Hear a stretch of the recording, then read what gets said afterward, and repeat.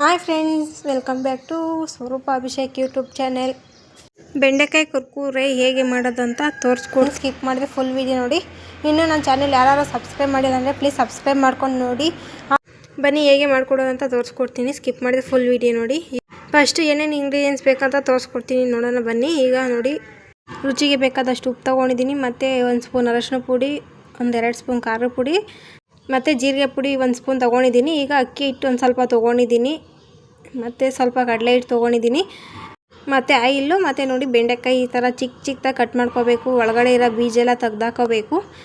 ಚೆನ್ನಾಗಿ ತೊಳೆದ್ಬಿಟ್ಟು ಬಟ್ಟೆಗೆ ಒರೆಸ್ಕೊಂಡು ಹಚ್ಕೋಬೇಕು ಮುಂಚೆನೇ. ಮತ್ತು ಈಗ ಬನ್ನಿ ಹೇಗೆ ಕಲಸೋದಂತ ತೋರಿಸ್ಕೊಡ್ತೀನಿ. ಈಗ ನೋಡಿ ಬೆಂಡೆಕಾಯಿ ಹಾಕೊಂಡೆ. ಫಸ್ಟು ಬೆಂಡೆಕಾಯಿ ಹಾಕ್ಕೊಂಡು, ಮತ್ತು ಈಗ ಅರಶಿನ ಪುಡಿ, ಜೀರಿಗೆ ಪುಡಿ, ಖಾರ ಪುಡಿ ಇದೆಲ್ಲ ಅದು ಹಾಕ್ಕೊತಾ ಇದ್ದೀನಿ ಫಸ್ಟು.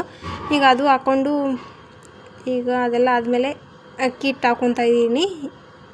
ಅಕ್ಕಿ ಹಿಟ್ಟು ಹಾಕ್ಕೊಂಡು, ಮತ್ತು ಈಗ ಕಡಲೆ ಹಿಟ್ಟು ಸ್ವಲ್ಪನೇ ಹಾಕೊತಾ ಇರಬೇಕು. ಈಗ ಕಡಲೆ ಹಿಟ್ಟು ಸ್ವಲ್ಪ ಹಾಕ್ಕೊತೀನಿ.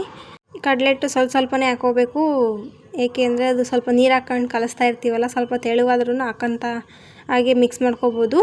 ಈಗ ನೋಡಿ ಸ್ವಲ್ಪನೇ ಹಾಕ್ಕೊಂಡು ಈಗ ಮಿಕ್ಸ್ ಮಾಡ್ಕೊತಾ ಇದ್ದೀನಿ. ಈಗ ರುಚಿಗೆ ಬೇಕಾದಷ್ಟು ಉಪ್ಪು, ಕಡಲೆ ಹಿಟ್ಟು 2 ಹಾಕ್ಕೊತಾ ಇದ್ದೀನಿ. ಹಾಕ್ಕೊಂಡು ಈಗ ಸ್ವಲ್ಪ ಮಿಕ್ಸ್ ಮಾಡ್ಕೋಬೇಕು. ಈ ಥರ ಎಲ್ಲ ಹಾಕೊಂಡ್ಮೇಲೆ ಒಂದು ಸ್ವಲ್ಪ ಹೊತ್ತು ಚೆನ್ನಾಗಿ ಮಿಕ್ಸ್ ಮಾಡಿಕೊಂಡು, ಈಗ ನೋಡಿ ನೀರು ತೊಗೊಂಡು ಈಗ ಸ್ವಲ್ಪನೇ ಹಾಕ್ಕೊಂಡು ಕಲಿಸ್ಕೋಬೇಕು. ನೀರು ನಮಗೆ ಎಷ್ಟು ಬೇಕೋ ಅಷ್ಟು ಹಾಕ್ಕೊತಾ ಇರಬೇಕು. ಈಗ ಈ ಥರ ಚಿಮ್ಮಿಸ್ಕೊಂಡು ಕಲಿಸ್ಕೋಬೇಕು. ಈ ಥರ ಚೆನ್ನಾಗಿ ಮಿಕ್ಸ್ ಮಾಡ್ಕೋಬೇಕು. ಈಗ ನಾನು ಚೆನ್ನಾಗಿ ಮಿಕ್ಸ್ ಮಾಡಿಕೊಂಡು, ಈಗ ಸ್ವಲ್ಪ ನೀರು ಥರ ಅನ್ನಿಸ್ತಾ ಇದೆ ಸ್ವಲ್ಪ ನೋಡಿ. ಈಗ ಕಡಲೆ ಹಿಟ್ಟು ಇನ್ನೊಂದು ಸ್ವಲ್ಪ ಹಾಕ್ಕೊತಾ ಇದ್ದೀನಿ. ಕಡಲೆ ಹಿಟ್ಟು ಹಾಕ್ಕೊಂಡು ಈಗ ಚೆನ್ನಾಗಿ ಮಿಕ್ಸ್ ಮಾಡಿ ಫೈನಲಾಗಿ ನೋಡಿ ಎಲ್ಲ ಮಿಕ್ಸ್ ಮಾಡಿದ್ದೆಲ್ಲ ಆಯಿತು. ಈ ಥರ ಬರುತ್ತೆ ಫೈನಲಾಗಿ ಕಲಿಸ್ಕೊಂಡು. ಈಗ ಆಯಿಲ್ ಬಿಸಿ ಆಗೋದಕ್ಕೆ ಇಟ್ಟಿದ್ದೀನಿ ಒಂದು ಕಡೆ.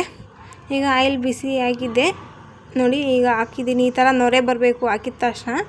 ಈ ಥರ ನೊರೆ ಬರೋದು ತುಂಬ ಚೆನ್ನಾಗಿ ರೆಸಿಪಿಯಾಗಿ ಬರುತ್ತೆ. ಚಿಪ್ಸು ತಿನ್ನೋದಕ್ಕೂ ಚೆನ್ನಾಗಿರುತ್ತೆ. ಮಕ್ಕಳು ಈ ಥರ ಮಾಡಿಕೊಟ್ರೆ ತುಂಬ ಇಷ್ಟಪಟ್ಟು ತಿಂತಾರೆ. ಯಾರಿಗಾರು ಇಷ್ಟ ಒಂದ್ಸಲ ಟ್ರೈ ಮಾಡಿ ನೋಡಿ, ಹೇಗೆ ಬಂತಂತ ಕಮೆಂಟ್ ಹಾಕಿ. ಫೈನಲಾಗಿ ಈಗ ಚಿಪ್ಸ್ ಎಲ್ಲ ರೆಡಿ ಆಯಿತು. ಬನ್ನಿ ತೋರಿಸ್ಕೊಡ್ತೀನಿ. ಈಗ ನೋಡಿ ಫೈನಲಾಗಿ ಈ ಥರ ಇರುತ್ತೆ. ತುಂಬ ಚೆನ್ನಾಗಿರುತ್ತೆ ಟೇಸ್ಟಾಗಿ ತಿನ್ನೋದಕ್ಕೆ.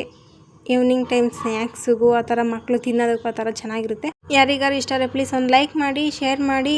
ಇಷ್ಟ ಆಗಿತ್ತು ಇವತ್ತಿನ ರೆಸಿಪಿ. ಮತ್ತೆ ಸಿಗೋಣ. Thank you for watching. Bye bye.